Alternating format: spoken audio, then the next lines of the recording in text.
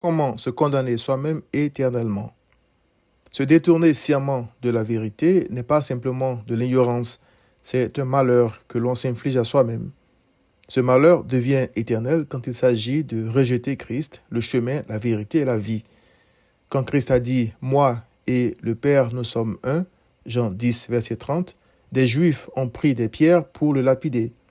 Il leur a dit « Je vous ai fait voir plusieurs bonnes œuvres venant de mon Père, pour laquelle me lapidez-vous » Jean 10, 32. Il est écrit « Les Juifs lui répondirent « Ce n'est point pour une bonne œuvre que nous te lapidons, mais pour un blasphème, et parce que toi qui es un homme, tu te fais Dieu. » Jean 10, 33. Or, ces Juifs savaient au fond d'eux-mêmes que Christ ne pouvait parler avec une telle autorité, voir Jean 7, 46, ni accomplir les miracles qu'il faisait si Dieu n'était pas avec lui.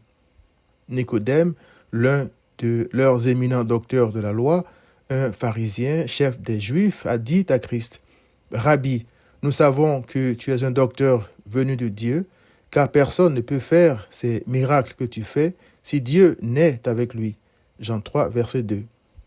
À ceux qui résistaient donc à la vérité, c'est-à-dire à Christ, malgré ses bonnes œuvres, voir Jean 21, verset 25, et ce que leur disait leur propre conscience concernant Christ, le Seigneur a dit, « Je vous le dis en vérité, tous les péchés seront pardonnés aux fils des hommes et les blasphèmes qu'ils auront proférés.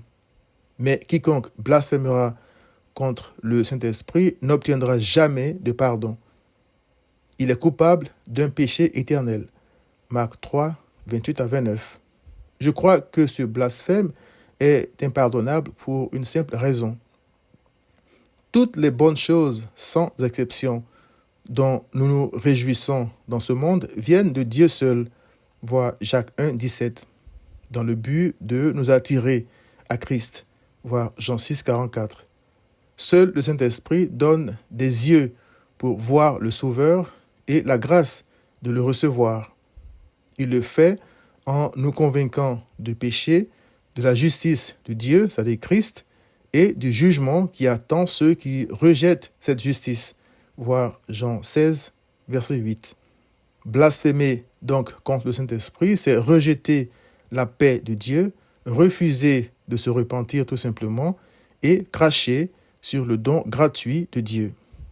Puisque c'est l'Esprit qui vivifie le pécheur, selon Jean 6, 63, en lui donnant Christ, c'est-à-dire la vie à travers l'Évangile, le traité d'esprit malin, c'est se priver soi-même de vie.